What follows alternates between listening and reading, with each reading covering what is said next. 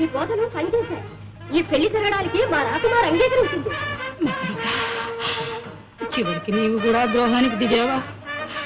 ఈ నీచుణ్ణి కట్టుకోవడానికి అమ్మాయి ఎలా ఒప్పుకుంది?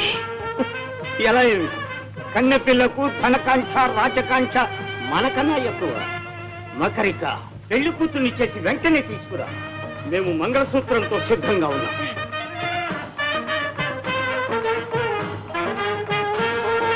రాజాదిరాజ రవికోటి తేజ మహేంద్రజిత్తు మహీపాల స్వీకరించున్నా మాల.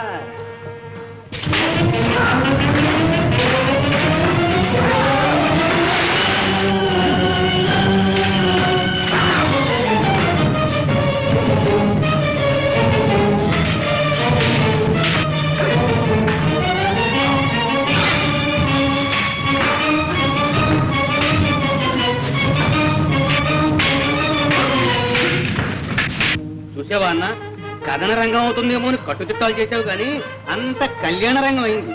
మీరు మంత్రాలు చదివేవారు, వారు అక్షతలు వేసేవారు, వారు మేళం వాయించేవారు.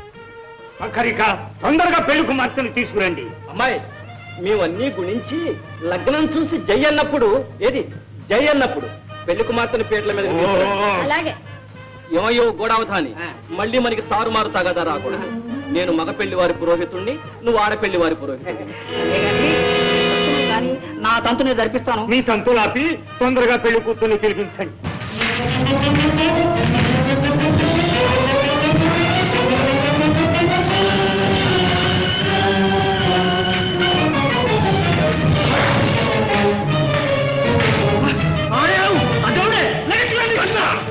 లగ్న ఖడి వచ్చేసింది. పెళ్లి కూతురు వెంటనే రావాలి. కరెక్ట్ భట్టు, మా పంచాంగం ప్రకారం ఆ ఖడి ఇంకా రాలేదు. కూడా అవధాని, మా పంచాంగం ప్రకారం ఆ ఖడియ వచ్చేసింది. కానీ ఏమిటా కానిచ్చేది? అన్నిటికీ నువ్వు నేనే రాయాలి. పెళ్లి కూతురు ఇప్పుడు తీసుకురావడానికి వీలేదు. ఆ ఖడి ఇంకా రాలేదు. ఖడియ రాకపోతే ఓడగొడతాం, మన చేతుల పని. ఏమిట్రా మీ మాటలు? అసలు ఎవరా మీరు? ఈ బతుకుతోడు మమ్మల్ని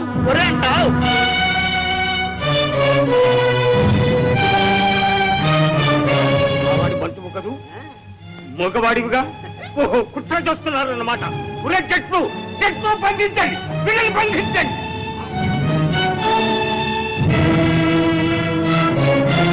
ఏమిటిదంతా తమ్ముడు? రాజకీయాల్లో అన్నేమిటి తమ్ముడు?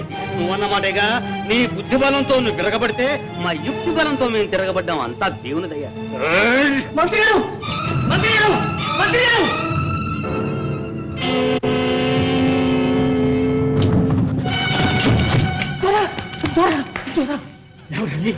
సమయానికి వచ్చావనుకుంటే చావు బతుకుల మీద ఉన్నావు. దేవుడు వస్తున్నాడు. దేవుడు అవతరించినట్టుంది. ఇక భక్తులకు భయం లేదు.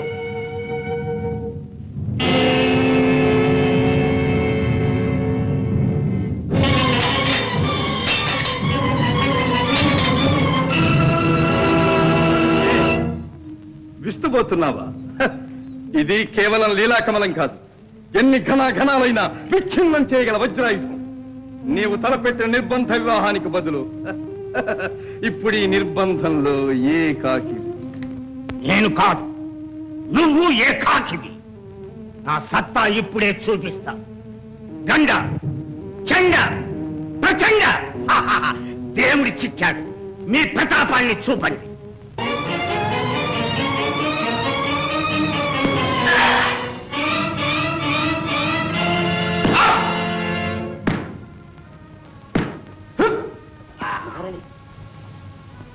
ఈ పొగ వాసన చూపించండి. మహారాజు గారి మైకానికి విరుగుడు.